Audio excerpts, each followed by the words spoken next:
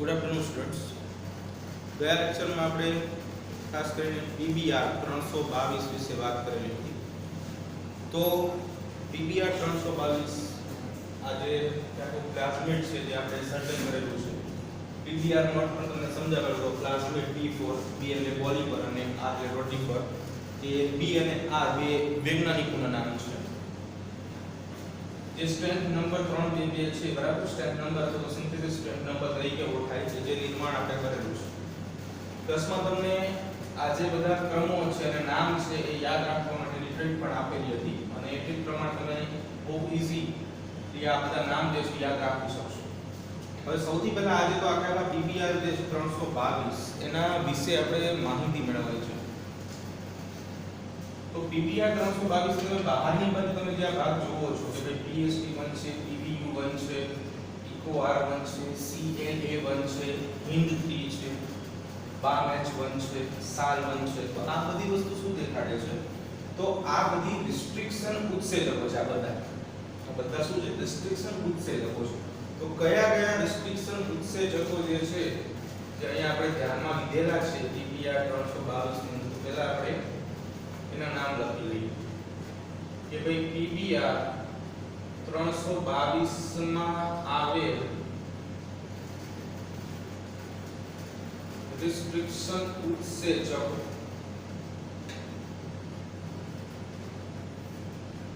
કયા કયા રિસ્ટ્રિક્શન ઉત્સેચકો અહીંયા અવેલેબલ છે. તો આપણે નામ લખવાની શરૂઆત અહીંયાથી કરશું અને ત્યાં એન્ડ કરી નાખશું.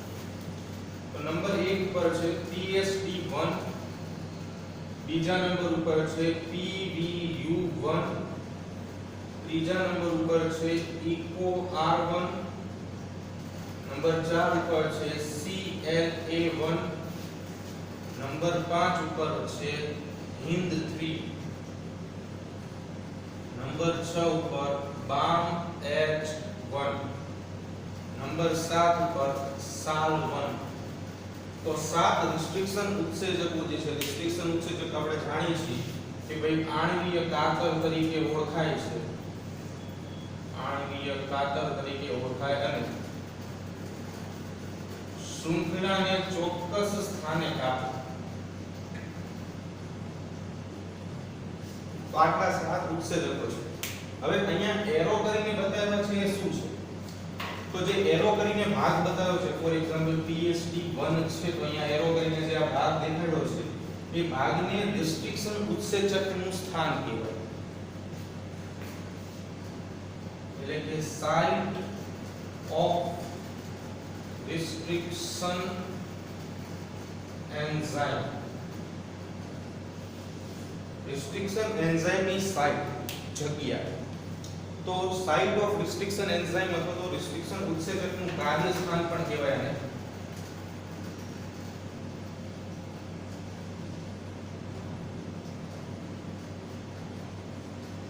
આ શું કહેવા માંગે છે? Site of restriction enzyme.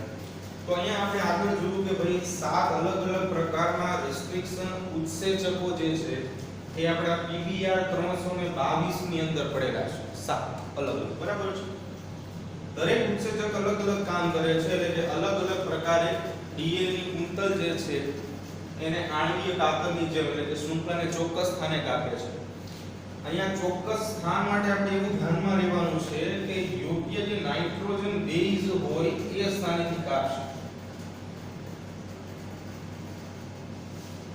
હવે તમને યાદ હશે કે આપણે EcoR1 માટે આવો એક શૃંખલાનો ક્રમ ધ્યાનમાં લીધેલો. GAA, TTC અને CTT, AAG. તેમાં તમને ખબર છે કે EcoR1 ને આપણે અહીંયાથી અને અહીંયાથી આ બે સાઈડ ઉપરથી કાપતા હતા. તો એને કહેવામાં આવે શૃંખલાને ચોક્કસ સ્થાનેથી કાપે. યોગ્ય નાઇટ્રોજન બેઝ પાસેથી કાપણી જે છે અથવા તો કાપવાની ક્રિયા જે છે એ શરૂ થશે, બરાબર. તો અહીંયા જે અલગ અલગ જગ્યા ઉપર એરો લગાડેલા છે એનો અર્થ એવો થાય કે ચોક્કસ રિસ્ટ્રિક્શન ઉત્સેચક આખા પ્લાઝમિડની અંદર ચોક્કસ જગ્યાએ કામ આપશે. કોઈ ચોક્કસ રિસ્ટ્રિક્શન ઉત્સેચક PBR 322 માં ચોક્કસ જગ્યાએ અથવા તો ચોક્કસ સ્થાન પાસે પોતાનું કાર્ય કરશે.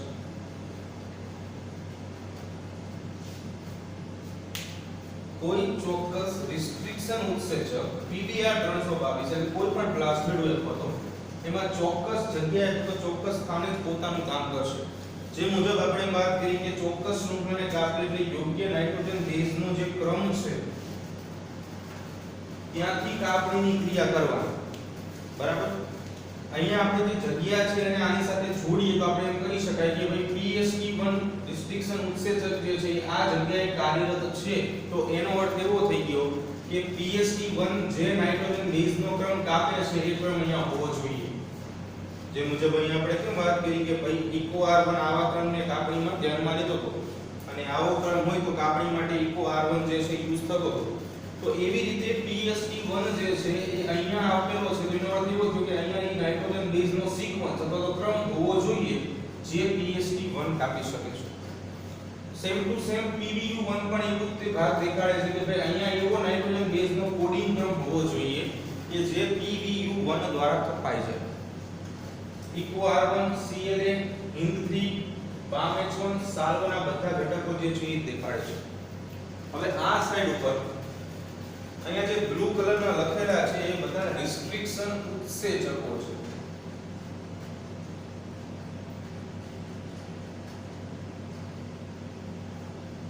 અને આ રિસ્ટ્રિક્શન ઉત્સેચક જે બેક્ટેરિયાની જાતમાંથી મેળવવામાં આવે છે એ બેક્ટેરિયાની જાતનું નામ છે. અહીંયાના બધા રિસ્ટ્રિક્શન ઉત્સેચક છે અને આ ઉત્સેચક જે બેક્ટેરિયાની જાતમાંથી મેળવવામાં આવે છે એ જાતનું નામ છે. તો સૌથી પહેલા તો આ એક્સ્ટ્રા છે બુકની અંદર આવું આપ્યું નથી. તો સૌથી પહેલા આપણે વાત કરી ઇકો R1 રિસ્ટ્રિક્શન ઉત્સેચક. બરાબર. તો ઇસ્ચરેસિયા કોલાઈ R130 એટલે કે આ જે છે સ્ટ્રેન્થનું નામ છે નંબર 13. બીજા નંબર ઉપર છે HIND3 એટલે કે હિમોફિલસ ઇન્ફ્લુએન્ઝા. એમાંથી HIND3 જે છે આપણે મેળવેલો છે. SAL1 સ્ટ્રેપ્ટોમાઇસિસ આલ્બસ G એટલે સ્ટ્રેપ્ટોમાઇસિસ આલ્બસ G માંથી SAL1 રિસ્ટ્રિક્શન ઉત્સેચક આપણને મળશે. CLA1 કેરિયોફોના લેટમ એમાંથી CLA1 મળશે. BAMH1 બેસિલસ અમાયલોઇડ એમાંથી BAMH મળશે. નેક્સ્ટ છે PBU1 એટલે કે પ્રોટીયસ વલ્ગેરિસ. એવી જ રીતે PBU2 છે એ પણ પ્રોટીયસ વલ્ગેરિસ માંથી જ મળશે. એટલે કે પ્રોટીયસ વલ્ગેરિસ જે છે PBU1 અને PBU2 બે આવશે. પછી છે PSP1 એટલે કે પ્રોવિડેન્સિયા સ્ટોરિટી એમાંથી મળશે. અને eco R1 same to same જે મુજબ અહીંયા ઇકો R1 જે છે તે ઇકો RP છે વીક નથી પણ કરે 5 નંબર દર્શાવે છે જે ઇસ્ચરેસિયા કોલાઈ માંથી મળશે. બરાબર. મોટા ભાગના આના ઉત્સેચકોની જો વાત કરીએ તો એકા ઇકો R5 એ ભૂખો છેડો બનાવે.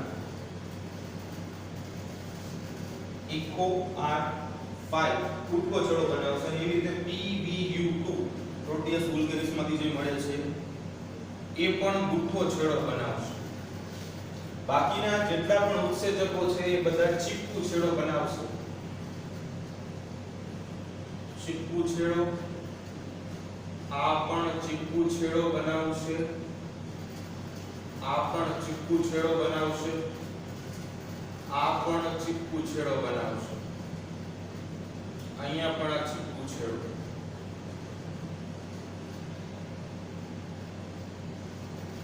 ચીપકુ છેડો અને આ બી ચીપકુ છેડો.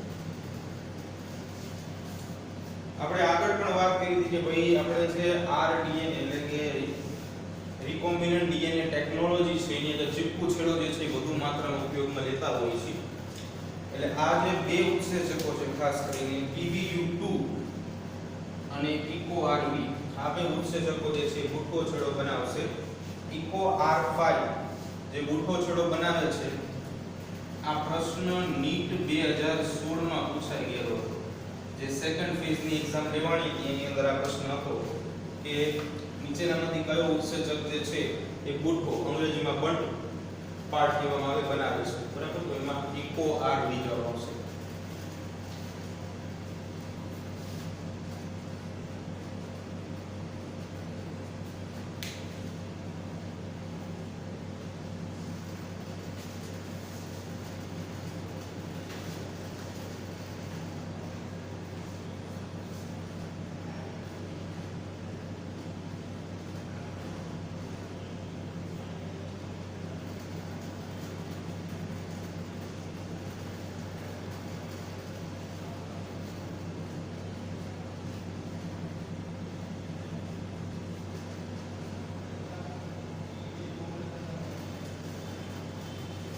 હવે જો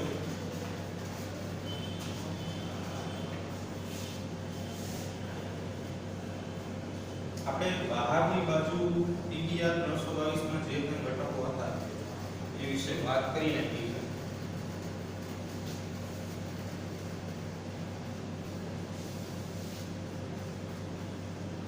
હવે એવી રીતે જો અંદરની બાજુ અમુક ઘટકો છે એમાં ખાલી બે ઘટકો વિશે સમજવાનું છે. કે એના પછીના જે ઘટકો જે છે એ તો આપણે ઓલરેડી ટોપિક વાઇઝ સમજશું.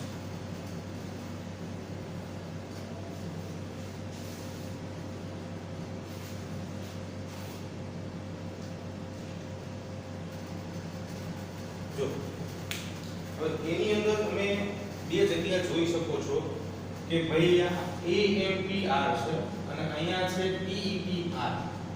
AMPR જે છે ને એ આટલો ભાગ દેખાડે છે તમને. આખો વિસ્તાર જે છે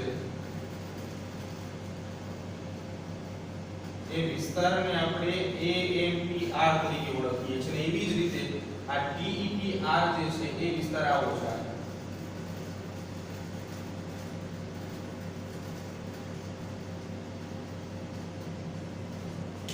તો આ બે વિસ્તાર શું કહેવા માંગે છે સૌથી પહેલા તો અહીંયા જે પહેલો વિસ્તાર જેને આપણે AMPR કહીએ છીએ તો આને કહેવામાં આવે છે એમ્પિસિલિન રેઝિસ્ટન્ટ જીન.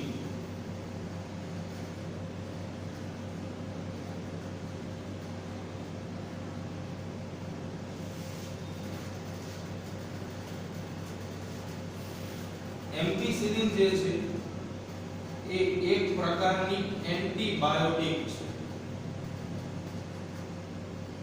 જેના વિશે આપણે ચેપ્ટર નંબર 10 માં અભ્યાસ કર્યો છે. બરાબર, એલેક્ઝાન્ડર ફ્લેમિંગ.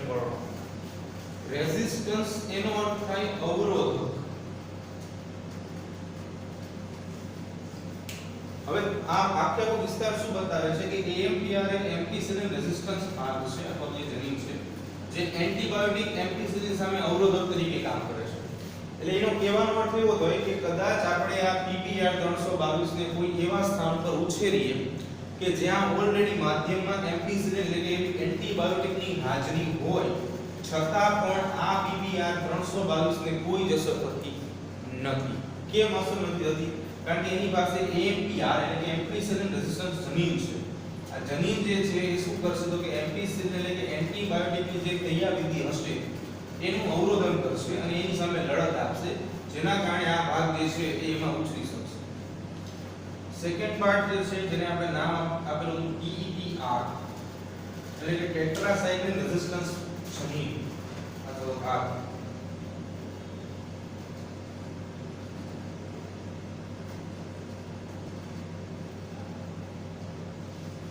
તો ટેટ્રાસાઇક્લિન પણ એક પ્રકારની એન્ટીબાયોટિક છે અને રેઝિસ્ટન્સ એટલે તમે સમજી શકો છો કે ભાઈ અવરોધક ભાગ. તો આ વિસ્તાર જે છે આ ભાગ એ ટેટ્રાસાઇક્લિન એન્ટીબાયોટિક સામે અવરોધક તરીકે કામ કરશે. એટલે તમે આ PBR 322 ને કોઈ માધ્યમમાં ઉછેરો છો. હવે એ માધ્યમની અંદર અથવા તો જનરલી શું હોય કે કોઈ પણ પ્લાઝમિડ હોય ને કદાચ આપણે કોઈ લિવિંગ ઓર્ગેનિઝમ જીવંત સજીવની અંદર દાખલ કરીએ તો એની પાસે કદાચ તો એની બોડીની અંદર શરીરની અંદર એમ્પિસિલિન કે ટેટ્રાસાઇક્લિન જેવી એન્ટીબાયોટિક પડેલી હોય તો એનો અનામત જથ્થો ક્યાંક ને ક્યાંક સંગ્રહાયેલો હોય તો એ શું કરે કે આવા પ્લાઝમિડને ત્યાં ઉછેરવા દે નહીં. કેમ કે એમ્ફીસિલિન વાળા જે આપણે ભાગો છે એની ગેરહાજરી હોય તો પ્લાઝમિડ જે છે એ શું થાય તો કે એમ્ફીસિલિનના જે માધ્યમના ઘટકો છે એટલે કે એન્ટીબાયોટિક છે જેનું કામ જ એવું છે કે જે નુકસાનકારક ઘટકો છે એને મારી નાખે. તો આવા પ્લાઝમિડ જે છે પ્લાઝમિડ જનરલી આપણે બેક્ટેરિયાની અંદર દાખલ કરી છે અને પછી લિવિંગ બોડીની અંદર જીવંત શરીરની અંદર દાખલ કરી છે. તો આવા ઘટકો જે છે એમ્ફીસિલિન અને ટેટ્રાસાઇક્લિન આવા પ્લાઝમિડને શું કરે આગળ વૃદ્ધિ પામવા દે નહીં. તો આપણે એમને આગળ વૃદ્ધિ પામવા માટેની પ્રોસેસમાં શું છે તો કે બે જ એમિનો છે AMPR અને TDPR. એક એન્ટીબાયોટિક એમ્ફીસિલિન છે બીજી ટેટ્રાસાઇક્લિન છે. બંને ભાગ અવરોધક તરીકે કામ કરે છે. હવે આપણે ટોપિકની શરૂઆત કરવાની છે. એમાં સૌથી પહેલો ટોપિક જે છે એનું નામ છે સ્વયં જનનની ઉત્પત્તિ.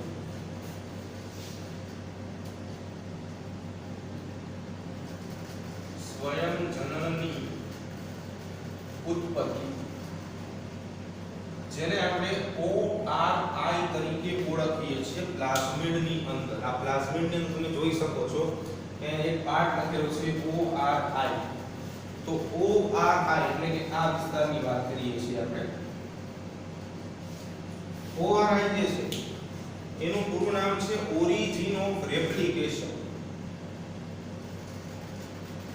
ઓરિજિન ઓફ રેપ્લિકેશન એટલે કે ગુજરાતીમાં એને કહેવાય સ્વયં જનનની ઉત્પત્તિ સ્થાન.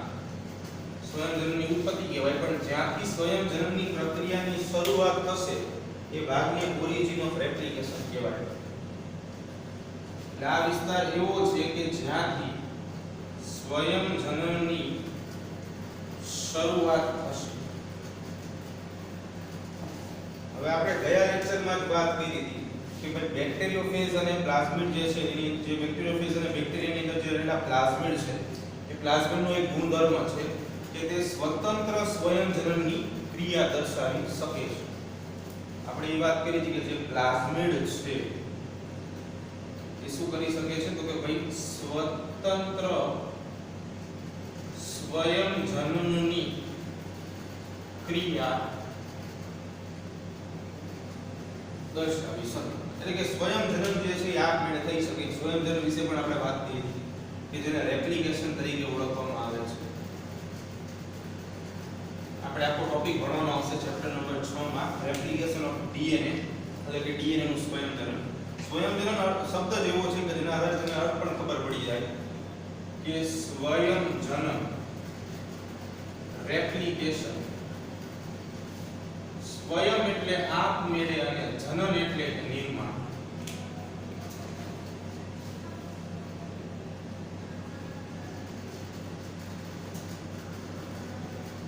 આપમેળે નિર્માણ થાય. હવે આ જે વિસ્તાર છે ORI સામે તમે જોઈ શકો છો આ વિસ્તાર ORI કે જ્યાંથી સ્વયં જનનની શરૂઆત થશે. એટલે કે તમારે કોઈ નવો ટુકડો દાખલ કરવો હોય તો આ વિસ્તારમાં દાખલ કરીને એનું સ્વયં જનન જે છે તમે કરી શકો છો. જનરલી આપણે DNA નું સ્વયં જનન તો જોયું હતું કે ભાઈ DNA કઈ રીતે સ્વયં જનન પામે છે. તો DNA માં આપણે સમજાવેલું હતું કે ભાઈ તમારી પાસે આવી કોઈ DNA ની દ્વિકુંતલીય શૃંખલા હોય ગયા લેક્ચરમાં વાત થઈ તો એ દ્વિકુંતલીય શૃંખલાની અંદર જે વચ્ચેની બાજુ બે શૃંખલાની વચ્ચે જે હાઇડ્રોજન બંધ હોય એ ધીમે ધીમે તૂટી જાય છે અને એ હાઇડ્રોજન બંધ તૂટવાના કારણે આવી રીતે બે કુંતલો છૂટી પડે છે અને આ બે કુંતલો જે છૂટી પડે છે એમાંથી એની પૂરક કુંતલ જે છે અથવા તો પૂરક શૃંખલા જે છે એ બને છે આવી રીતે. તો આવી રીતે DNA જે છે એકમાંથી બે થાય છે. બરાબર? એટલે કે આ એક DNA અને આ બીજું DNA. બરાબર? હવે અહીંયા શું છે કે આપણે પ્લાઝમિડની વાત કરીશું. તો ફોર એક્ઝામ્પલ કે હું એવું બતાવું છું કે આ PBR 322 જે છે એમાં અહીંયા દર્શાવ્યું છે. આ PBR 322. હવે ત્યાં ORI કઈ જગ્યાએ છે તો કે તમે જોઈ શકો છો કે ભાઈ ORI જે છે અહીંયા છે. આ ORI નો વિસ્તાર છે. Origin of replication. એટલે સ્વયં જનનની ક્રિયા જે છે અહીંયાથી સ્ટાર્ટ થશે.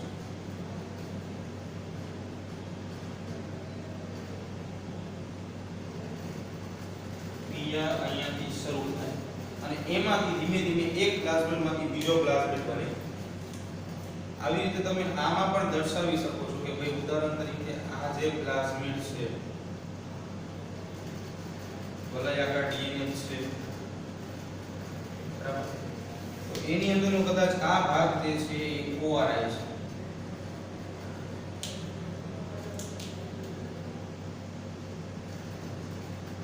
તો અહીંયાથી સ્વયંજનનની શરૂઆત થશે અને એકી સાથે બે ગુંતરો જે છે તમને મળશે બરાબર. તો ઓઆરઆઈ એટલે કે ઓરિજિન ઓફ રેપ્લિકેશન, આ એનું સ્થાન છે કે જ્યાંથી સ્વયંજનનની શરૂઆત થશે. જે ઓઆરઆઈ નું કામ શું છે, કાર્ય, તો કાર્ય શું થશે કે ભાઈ સ્વયંજનનની શરૂઆત કરાવે, સ્વયંજનનની શરૂઆત કરાવે.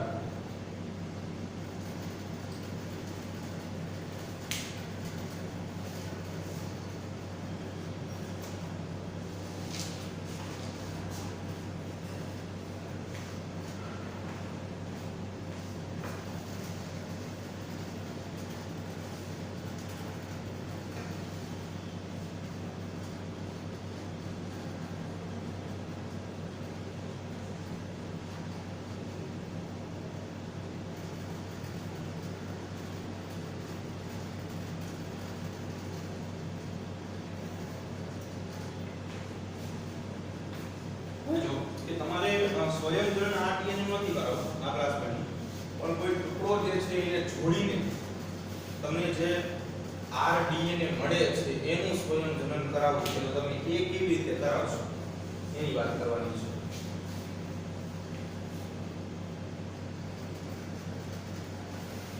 હવે આપણને એ તો ખબર પડી કે ભાઈ ઓઆરઆઈ જે છે ત્યાંથી તે સ્વયંજનનની ઉત્પત્તિ એટલે કે શરૂઆત જે છે થશે.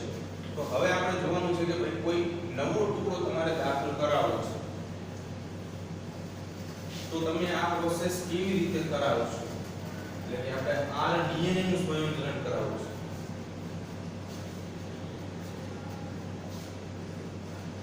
તો જો કે જ્યારે કોઈ ટુકડો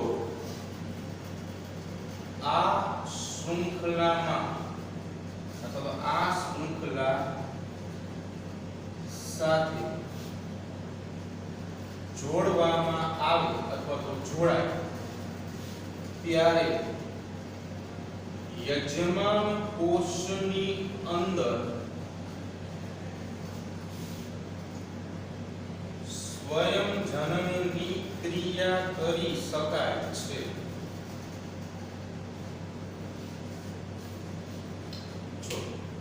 જ્યારે કોઈ ટુકડો ઉદાહરણ તરીકે વિદેશી ડીએનએ નો ટુકડો છે તો તમે જે ઈચ્છિત લક્ષણો જે છે એ લાવવા માંગો છો એનો ટુકડો છે, એને જ્યારે તમે આ શૃંખલાને જે આપણે વાત કરીએ છીએ ઓઆરઆઈ બરાબર, ઓરિજિન ઓફ રેપ્લિકેશન ની, તો ઓઆરઆઈ સાથે તમે જોડો છો ત્યારે જો પહેલા ટુકડો પછી એને શૃંખલા ઓઆરઆઈ સાથે જોડવાનું અને પછી તમારે જરૂર પડશે એક યજમાન કોષની બરાબર. મેં તમને ગઈકાલે પણ સમજાવેલું હતું કે સ્વતંત્ર ટુકડો જે છે ત્યારે સ્વયંજનન પામતો નથી, પણ એ ટુકડાને શૃંખલા સાથે આપણે જોડવું પડે. જો તમે આ ટુકડાને શૃંખલાની સાથે જોડો તો આખી ટુકડાની જે શૃંખલા બને છે એટલે કે આખું પ્લાઝમિડ જે છે એ પોતે સ્વયંજનન પામે, પણ એના માટે એને કોઈ યજમાન જે છે હોસ્ટની બોડી જોઈએ, એટલે કે યજમાનનો કોષ જે છે જોશે. બીજું કે આ કાર્ય સિવાય આ કાર્ય જે કરે છે એના સિવાય આ ભાગ નકલોના નિયંત્રણની ક્રિયા સાથે પણ સંકળાયેલ છે. નકલોના નિયંત્રણનું પણ કાર્ય કરે છે. નકલોના નિયંત્રણ એટલે શું? તો કે હમણાં આપણે વાત કરી કે ભાઈ સ્વયંજનનથી આપણે શું કરીશું, તો કે નવી નકલો બનાવી છે. સ્વયંજનનની જો ક્રિયાની વાત કરીએ એટલે કે રેપ્લિકેશન,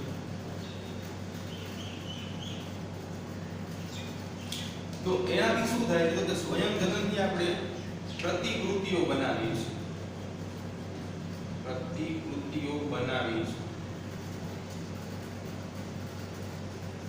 એટલે એના કારણે નકલો પ્રાપ્ત થશે, કોપીસ એમ બરાબર. એક જ પ્લાઝમિડ જેવી ઘણી બધી નકલો જે છે એ તમને ઘણી બધી માત્રામાં પ્રાપ્ત થશે, પણ કેટલી નકલો બનાવી ક્યાં ક્યાં સુધી આ સ્વયંધરણની પ્રક્રિયા કરવી આ બધું નિયંત્રણ પણ કોણ કરશે ઓઆરઆઈ કરશે એટલે નિયંત્રણની અંદર શું કરશે તો કે ક્યાં સુધી પ્રક્રિયા કરાવી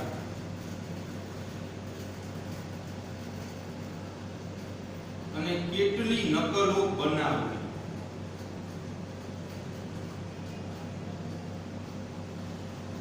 આ બે કામ જે છે એ ઓઆરઆઈ ના રહેશે હવે બીજો તમે એક ભાગ જોઈ શકો છો જેનું નામ છે આરઓપી જેનું પૂરું નામ છે રેપ્લિકેશન ઓફ પ્લાઝમિડ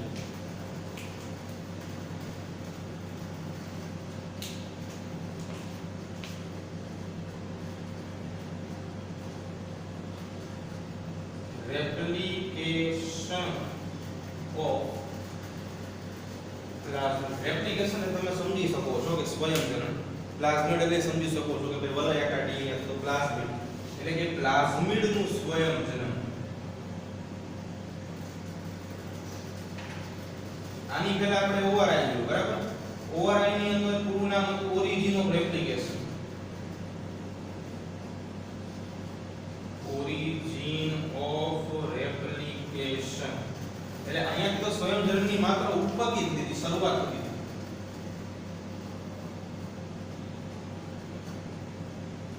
પણ આરઓપી જે છે એનું નામ છે રેપ્લિકેશન ઓફ પ્લાઝમિડ એટલે પ્લાઝમિડ નું સ્વયંજનન કરાવે આખે બરાબર તો પ્રોસેસ કેવી છે આખી એ સમજી લઈએ કે આ આખે આખું આપણું પીટીઆર 322 એની અંદર એક ભાગ જે છે ફોર એક્ઝામ્પલ કે આ વિસ્તાર તમે લઈ લઈએ આપણે અને એક આ ભાગ આ ભાગ જે છે પહેલો ભાગ જેને આપણે નામ આપ્યું ઓઆર એટલે અહીંયાથી પ્રોસેસ સ્ટાર્ટ થશે પ્રોસેસ આ દિશામાં આગળ વધશે ક્યાં સુધી કે આરઓપી એટલે કે રેપ્લિકેશન ઓફ પ્લાઝમિડ સુધી પ્લાઝમિડ નું સ્વયંજનન યાદ એટલે આખી પ્રોસેસ જે છે દિશા સમજી લેજો આ દિશામાં આગળ વધે છે પહેલા શરૂઆત ઓઆરઆઈ થી થશે મેં અહીંયા સ્ટાર્ટ લખ્યું છે સ્ટાર્ટ નો અર્થ એવો થાય કે સ્વયંજનનની પ્રક્રિયાની શરૂઆત થશે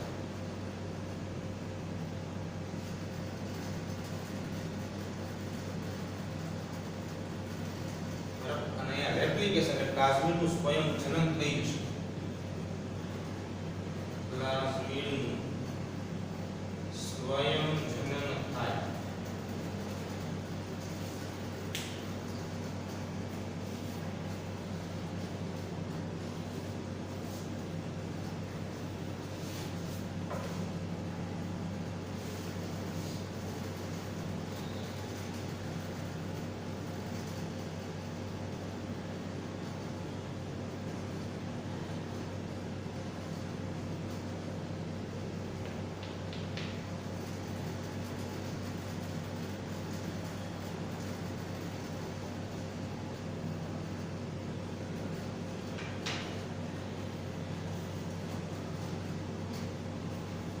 હવે બીજો પોઈન્ટ આપણે સમજવાનો છે જેનું નામ છે પસંદગીમાન રેખક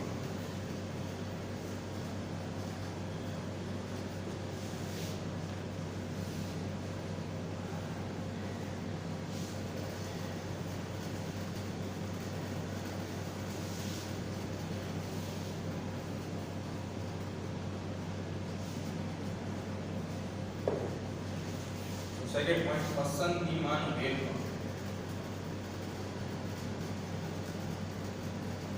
આના માટે બીજો શબ્દ આપ્યો છે કે વર્ણ ચિહ્ન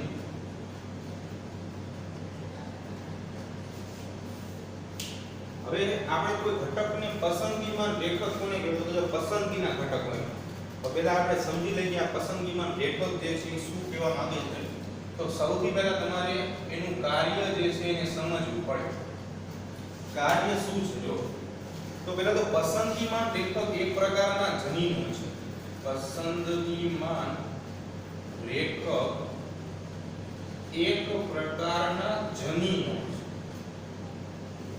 બરાબર જે રૂપાંતરકની ઓળખ તથા પસંદગીમાન ઘટકોની વૃદ્ધિ માટે જવાબદાર છે જે રૂપાંતરકોની અને પસંદગીમાન ઘટકોની વૃદ્ધિ માટે જવાબદાર છે, વૃદ્ધિ માટે મદદ કરે છે. એનું મોટું કાર્ય જો પસંદગીમાન રેખક એક જનીનો છે જે રૂપાંતરકોની ઓળખ. હવે રૂપાંતરકો એટલે શું? તો કે જેમાં ફેરફાર થઈ ગયો છે, બરાબર. અને પસંદગીમાન ઘટક, હવે આમાં તમને સમજાવીશ કે આ પસંદગીમાન ઘટકો શું કહેવા માંગે છે. એની વૃદ્ધિ માટે જવાબદાર છે. બીજું કે ORI ની સાથે પસંદગીમાન રેખક પણ આપણા માટે એવા જ ઉપયોગી છે. ORI ની સાથે પસંદગીમાન રેખકો આપણા માટે ઉપયોગી છે.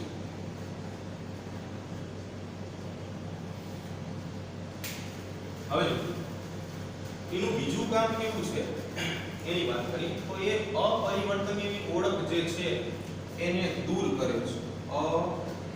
અપરિવર્તનીય ઘટકોની ઓળખ દૂર કરે છે. આપણે બે સમજી લઈએ કે ભાઈ પરિવર્તનીય કોને કહેવાય, અપરિવર્તનીય. અને પરિવર્તનીય ઘટકો માટેની અનુમતિ આપે છે.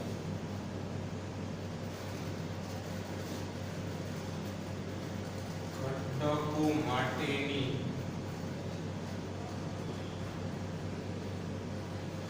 અનુમતિ. બે શબ્દ છે, એક અપરિવર્તનીય ઘટક અને બીજો પરિવર્તનીય. હવે આપણે જનરલી શું છે કે લોકો આપણે ભણી ગયા કે ભાઈ આપણી પાસે આવું કોઈ પ્લાઝમિડ હોય અને એનો કોઈ એક ટુકડો આપણે કાપી નાખીએ. ફોર એક્ઝામ્પલ કે આ પ્લાઝમિડનો આ ટુકડો જે છે એ આપણે કટ કરી નાખીએ, જેના માટે આપણે રિસ્ટ્રિક્શન ઉત્સેચક, રિસ્ટ્રિક્શન એન્ઝાઇમ યુઝ કરીએ છીએ. આ ભાગ કપાઈ જાય, એ ભાગમાં આપણે કોઈ નવો ટુકડો દાખલ કરી, ફોર એક્ઝામ્પલ કે આ જે પ્લાઝમિડ આટલો પાર્ટ આપણે કટ કરી નાખ્યો,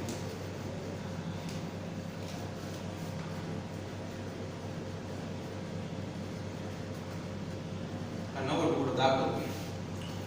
હવે આને આપણે એવું કહેતા કે જો આનું આપણે સ્વયં જનન કરાવવું હોય, સ્ટેપ બાય સ્ટેપ ની પ્રક્રિયા છે, તો આપણે એને શું કરવું પડે? કોઈ યજમાન કોષની અંદર દાખલ કરવું પડે, બરાબર છે. તો આ યજમાન કોષ, ઉદાહરણ તરીકે આપણે આ યજમાન કોષ છે કે જેની અંદર આપણે અહીંયા દાખલ કરી દઈશું. આ યજમાન કોષ એની અંદર આને આપણે દાખલ કરી દઈએ.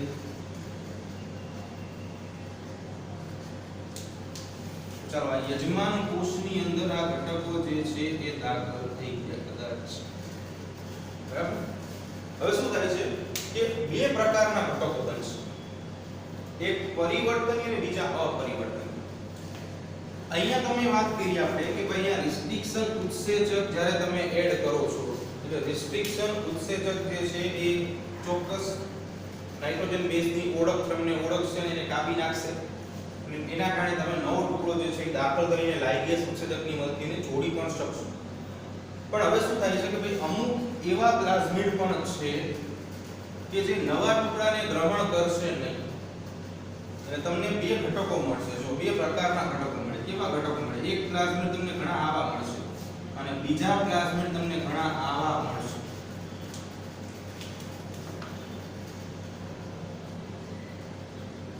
તો આ પ્લાઝમિડ અને આ પ્લાઝમિડ, ફોર એક્ઝામ્પલ આપણે નામ આપી દઈએ કે A પ્લાઝમિડ અને B પ્લાઝમિડ છે. તો તમે A પ્લાઝમિડમાં જોઈ શકો છો આ મૂળ પ્લાઝમિડ છે. એમાં આપણે પ્રોસેસ આ કરાવવાની છે કે ભાઈ એનો ટુકડો કાપવાનો છે, એમાં નવો ટુકડો દાખલ કરવાનો છે, લાઇગેસ ઉત્સેચકમાંથી જોડવાનો છે અને એને કોઈ યજમાન કોષની અંદર દાખલ કરી દેવાનો છે. તો આપણે ટુકડો કાપીએ છીએ, લાઇગેસ ઉત્સેચક દાખલ પણ કરીએ છીએ.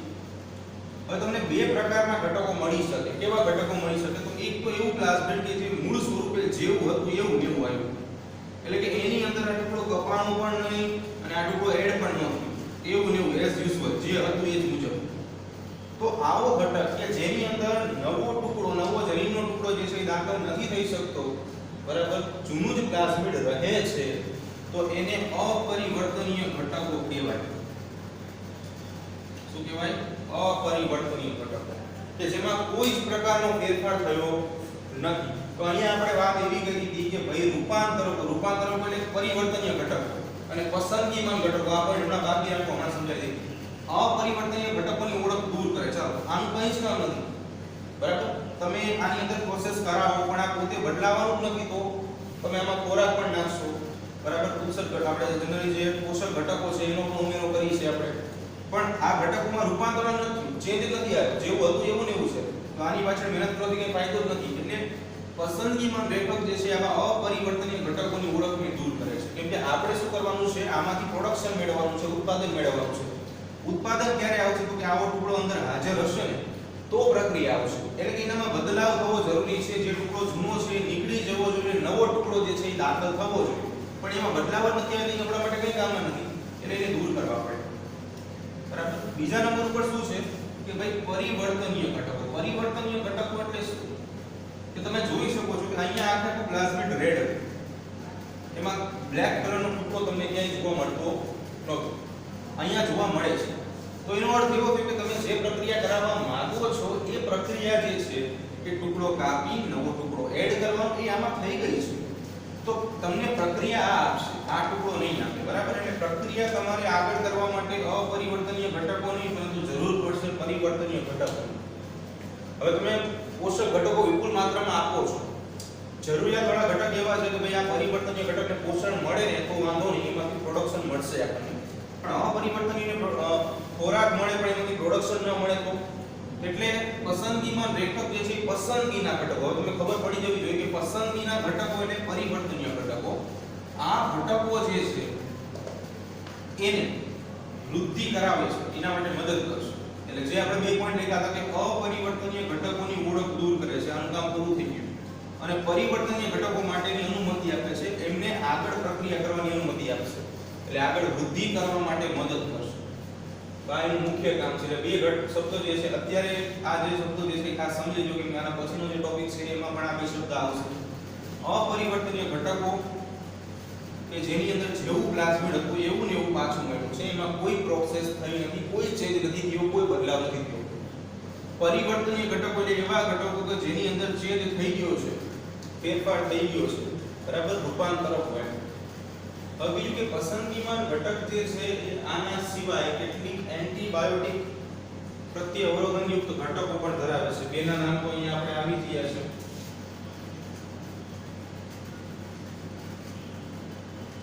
એન્ટીબાયોટિક્સ માટે અવરોધનનું સ્થાન ધરાવે છે, તેની આપણે વાત કરી નાખી છે. તો આના સિવાય બે નવી ક્લોરેમ્ફેનિકોલ અને કેનામાઇસિન. ક્લોરેમ્ફેનિકોલ અને કેનામાઇસિન આ બે એન્ટીબાયોટિક નવી, જૂની આપણી બે એમ્પિસિલિન અને ટેટ્રાસાઇક્લિન આવી એન્ટીબાયોટિક માટે અવરોધક ઘટકો ધરાવે, બરાબર. અહીંયા જનરલી જે મુજબ આપણે વાત કરી હતી એમપીઆર અને ડીટીઆર આ જે છે ઇકોલાઈ માટે આપણે ઉપયોગમાં લેતા, ઇકોલાઈ માંથી આપણે બનાવેલું. પણ ક્લોરેમ્ફેનિકોલ અને કેનામાઇસિન જે છે આ બે ઘટકો જે છે અહીંયા તમને નહીં જોવા મળે, એના માટેના પણ અવરોધ ઘટક જે છે એ ધરાવે છે, બરાબર. તો આ પસંદગીમાં લેખક માટેની વાત હતી. કાર્ય ખબર પડી જશે કે ભાઈ પસંદગીમાં લેખક એક પ્રકારના શું છે, જનીનો છે. અને જનીનો જે છે એ અમુક ઘટકો, એટલે આપણે એવું સમજતા હોય કે લક્ષણો જે છે એ જનીનોના કારણે હોય. માતા પિતાના લક્ષણોની અંદર ઘણીવાર આપણે એવું સાંભળેલું હશે કે અમુક લક્ષણો જે છે એ માતાના પણ બાળકમાં આવતા હોય, અમુક જે છે એ પિતાના પણ બાળકમાં આવતા હોય. તો જનીનનું કામ શું છે કે ઈચ્છિત લક્ષણ જે છે એને સક્રિય કરે, અથવા તો આપણે શબ્દ જે વાપરીએ છીએ વ્યક્ત કરે, અને બાકીના લક્ષણ જે છે એને વ્યક્ત થવા દે નહીં, બરાબર છે. તો સેમ વસ્તુ અહીંયા છે, જે અપરિવર્તનીય ઘટકો છે, બરાબર છે, એને પોષણ આપીને આપણને કોઈ ફાયદો થવાનો નથી, બરાબર. તો બેટર એ છે કે એને લેટ ગો કરી જવા દઈએ, કેમ કે એનામાં રૂપાંતર જ નહીં આવે, પરિવર્તન આવશે જ નહીં, કોઈ જ ફેર નહીં પડે, જેવું છે એવું ને એવું રહેશે. અને પરિવર્તનીય ઘટકો કે જેમાંથી આપણે પ્રોડક્શન મળી શકે એવું છે, તો એની પાછળ મહેનત કરવાથી આપણને વધુ પ્રોડક્શન મળશે. તો આવી રીતે અપરિવર્તનીય ઘટકોની ઓળખ દૂર કરે છે, એટલે એની જે આગળની પ્રોસેસ છે એને પૂરી કરી નાખે છે. પણ જે પરિવર્તનીય ઘટકો છે એને આગળ વૃદ્ધિ માટેની અનુમતિ આપે છે. તો અહીંયા આની સાથે આપણે આજનો લેક્ચર પૂરો કરીએ છીએ, બાકીનું નેક્સ્ટ લેક્ચરમાં કાલે જોઈશું.